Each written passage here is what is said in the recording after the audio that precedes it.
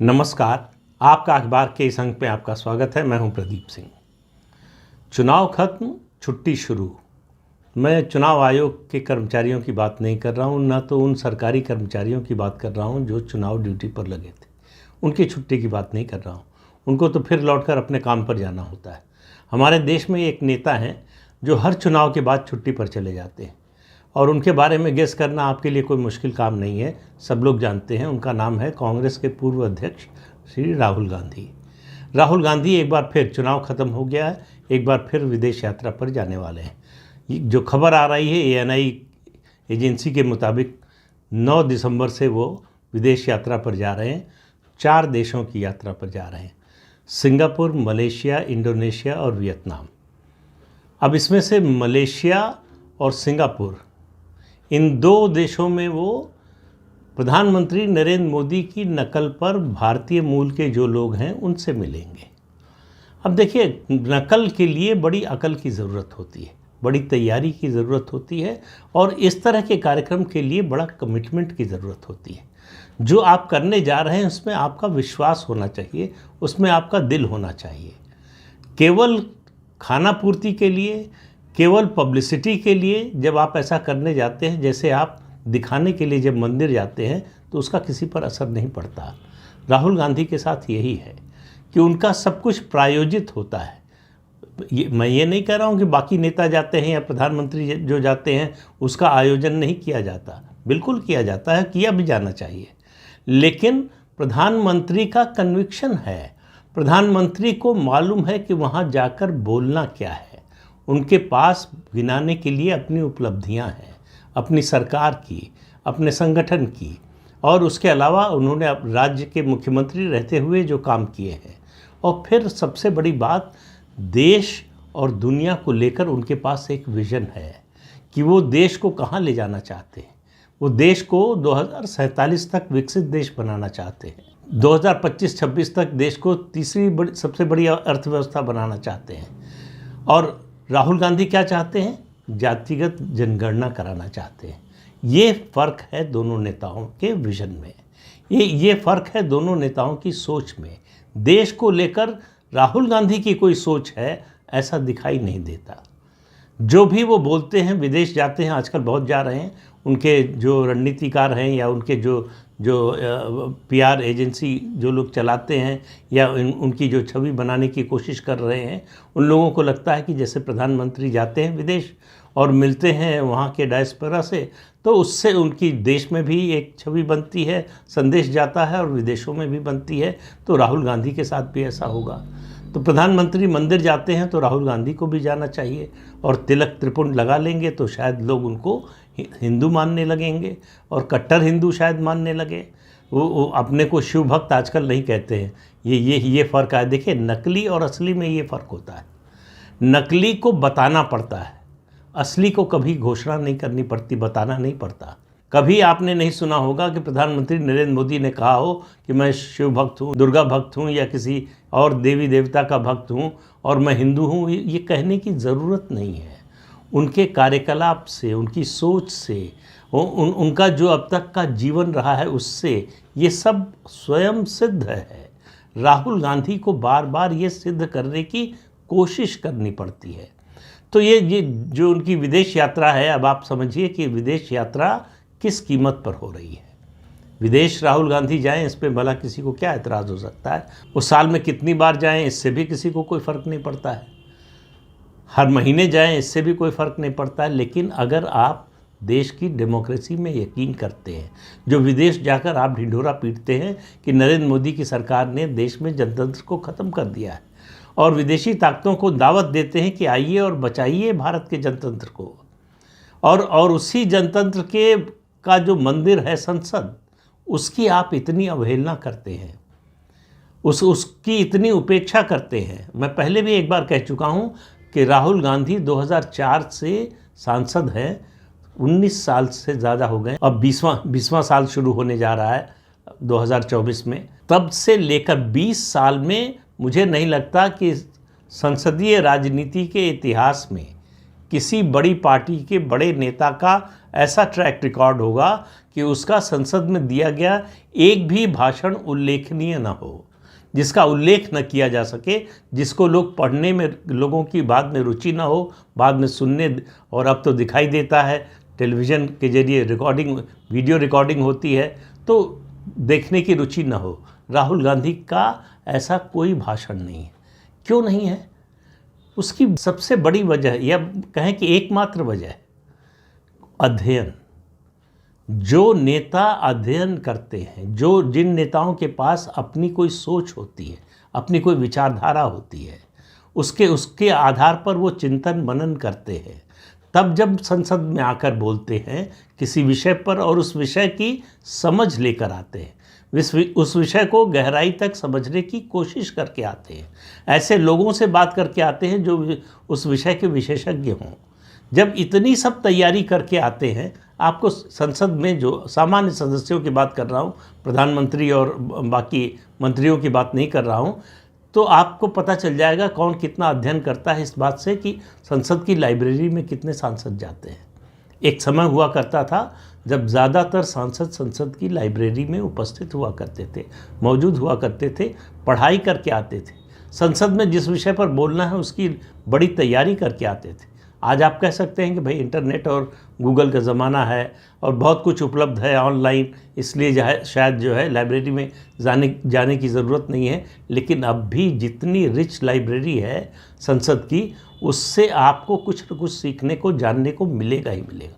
और कुछ नहीं तो छोड़ दीजिए, आप संविधान सभा से लेकर उसके बाद संसद की जो कार्यवाहियाँ हुई हैं, उनके बारे में जो भाषण हुए हैं, विभिन्न विषयों पर जो प्रस्ताव आए हैं, उन पर जो चर्चा हुई है, उन्हीं को पढ़कर बहुत कुछ सीख सकते हैं। लेकिन राहुल गांधी की इन सब चीज़ों में रुचि नहीं है। उनकी रुचि जो भी विषय दिखाई देते हैं सार्वजनिक रूप से, वो बड़े सतही हैं। उस सतह को खरोचिए आप, उस सतह को, तो अंदर आपको पता चलेगा कि कुछ है नहीं, सब कुछ खोखला है।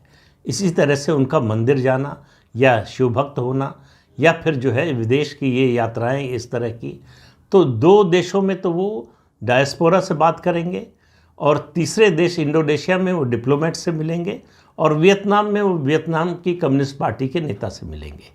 तो देखिए, इस तरह से के कार्यक्रमों से किसी की अंतर्राष्ट्रीय छवि नहीं बनती है।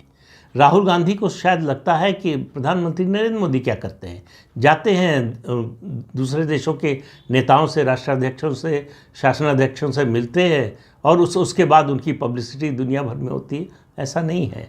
वो जो लोग मिलते हैं वो देखते हैं कि आपके अंदर क्या है, आपके अंदर कुछ सब्सटेंस है कि नहीं है, आपके अंदर कोई विजन है कि नहीं, देश को लेकर, दुनिया को लेकर, और अलग अलग विषयों पर, चाहे एनवायरनमेंट की बात हो, एनर्जी की बात हो, डिसआर्मामेंट की बात हो, या फिर विभिन्न कठिन परिस्थितियों की, युद्ध की स्थिति की बात हो। अब रूस यूक्रेन युद्ध पर जो बात प्रधानमंत्री नरेंद्र मोदी ने कही कि ये युद्ध का दौर नहीं है, उसको दुनिया के हर बड़े देश के राष्ट्रीय अध्यक्ष ने स्वीकार किया, उसको कोट किया, बार बार उसको उसका उदाहरण दिया कि प्रधानमंत्री नरेंद्र मोदी ने जो बात कही है वो बिल्कुल सही है। तो ये असर होता है जब आप कोई बात कन्विक्शन के साथ बोलते हैं। और राहुल गांधी को देखिए, डेमोक्रेसी का रोना रोते रहते हैं हर समय कि इस देश में डेमोक्रेसी ख़त्म हो गई, बोलने की आज़ादी ख़त्म हो गई, और ये सब कौन कर रहा है? ये सब नरेंद्र मोदी कर रहे हैं। आप संसद में नहीं आएंगे और बोलने की आज़ादी की बात करेंगे, और ये पहला मौका नहीं है। पिछला जो शीतकालीन सत्र था संसद का, उसमें भी उससे पहले वो चले गए थे विदेश। शीतकालीन सत्र में, पिछले शीतकालीन सत्र में राहुल गांधी की उपस्थिति 0 है, 0, एक दिन भी नहीं आए। ये शीतकालीन सत्र भी 4 दिसंबर से शुरू हो रहा है और 22 दिसंबर तक चलेगा। 18 दिन का सत्र है। अब उसमें कितने दिन वो रहेंगे, क्योंकि 9 दिसंबर को वो जा रहे हैं विदेश यात्रा पर, जो खबर आ रही है एजेंसी के मुताबिक। तो 4 से 8 के बीच में उनके पास 4 दिन का समय है। वो संसद में आएंगे कि नहीं आएंगे, ये निर्भर करेगा कि इन 5 राज्यों के विधानसभा चुनाव के नतीजे कैसे आते हैं। तो शायद इसीलिए उन्होंने 4 दिन का ये गैप जो रखा है, इसी को दृष्टि में रखते हुए रखा है कि अगर कांग्रेस की बड़ी जीत होती है तो उस तरह से उनका कांग्रेस के सदस्य वेलकम करेंगे, स्वागत करेंगे संसद में कि नेता आ गया है। अब 2024 की लड़ाई के लिए राहुल गांधी तैयार हो गए हैं, लेकिन ऐसे बात बनती नहीं है। मैं बार बार इस बात को कहता हूं कि जो भी आप कर रहे हों, जो भी छोटा काम कर रहे हों, बड़ा काम कर रहे हों, उसमें कन्विक्शन होना बड़ा ज़रूरी है, उसमें आपकी निष्ठा होनी, आपका विश्वास होना ज़रूरी है। राहुल गांधी जो कुछ करते हैं वो एक स्ट्रेटजी का पार्ट होता है, एक पब्लिसिटी स्टंट का पार्ट होता है। पब्लिसिटी कैसे राहुल गांधी को मिले, कैसे छवि ये बने कि वो सीरियस लीडर हैं, जितना उनके इमेज बनाने वाले इसकी कोशिश करते हैं, उतना ही राहुल गांधी कुछ न कुछ ऐसा करते हैं कि उससे बिगड़ जाता है। अब संसद का सत्र चलेगा, 18 दिन सत्र चलेगा, इसमें बार बार मुद्दा उठेगा राहुल गांधी कहाँ हैं। कांग्रेस पार्टी के पास कोई जवाब नहीं होगा।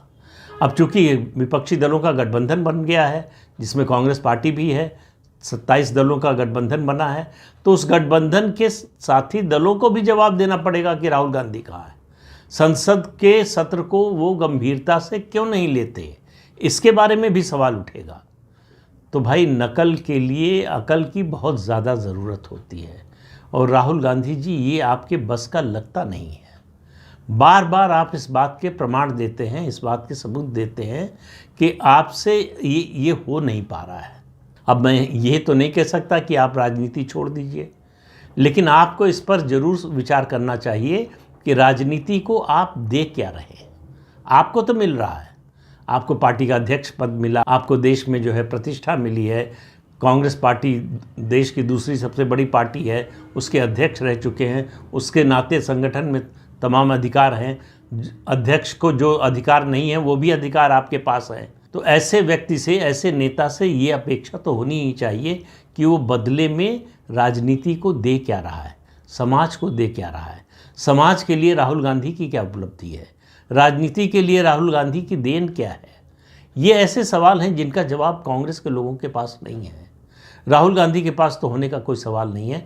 वो विदेश जाते हैं तो उनका एक ही मुद्दा होता है जिस पर उनका कन्विक्शन है, ये बात तो मैं मानता हूँ, उस पर उनका पूरा विश्वास है, और वो है प्रधानमंत्री नरेंद्र मोदी की आलोचना, उनकी सरकार की आलोचना। कैसे भारत सरकार को खराब से खराब दिखाया जा सके, दुनिया की नज़र में कैसे भारत की सरकार को नीचे गिराया जा सके, उसकी छवि को खराब किया जा सके, इसको लेकर उनका जो है कन्विक्शन वो निसंदेह है। उसमें कोई शक शुबह की कोई गुंजाइश नहीं है। वो बार बार ऐसी बातें करते हैं जिससे दुनिया के लोगों को लगे कि भारत बहुत ख़राब देश है, या कम से कम पिछले 9.5-10 सालों में बहुत ख़राब हो गया है, और अगर नरेंद्र मोदी बने रहे तो और ख़राब हो जाएगा। दुनिया में जनतंत्र को खतरा पैदा हो जाएगा अगर सबसे बड़ी डेमोक्रेसी वाला देश भारत अगर इस तरह से चलता रहा। ये राहुल गांधी का प्रिय विषय है। अब सवाल ये है कि कन्विंस कौन होता है। उनकी बात को सुनते तो हैं लोग, लेकिन मानता कौन है। असली बात सार्वजनिक जीवन में तो यही होती है कि आपकी बात पर विश्वास कितने लोग करते हैं, आपकी बात पर भरोसा कितने लोग करते हैं। तो विदेश तो छोड़ दीजिए, और विदेश में कौन करता है नहीं करता है उससे ज़्यादा फर्क भी नहीं पड़ता। जिस तरह की टिप्पणी बराक ओबामा ने अपनी किताब में राहुल गांधी के बारे में की है, उससे आपको एक अंदाज़ा लगेगा कि राहुल गांधी को सीरियसली कोई नहीं लेता है।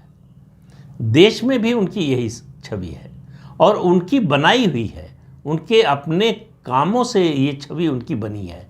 तो बार बार कहते हुए अच्छा नहीं लगता, वो नाम लेते हुए अच्छा नहीं लगता है, लेकिन इसमें और किसी का दोष नहीं है। और वो लगातार इस छवि को उनके जो है मीडिया मैनेजर, उनके जो इमेज मेकओवर करने वाले हैं, वो जितनी कोशिश करते हैं बदलने की, कहते हैं कि तस्वीर सुधारने में और बिगड़ती चली गई, वही राहुल गांधी के साथ हो रहा है। तो 4 देशों की यात्रा पर जा रहे हैं। अब देखिए वहाँ से भारत पर क्या हमला करते हैं।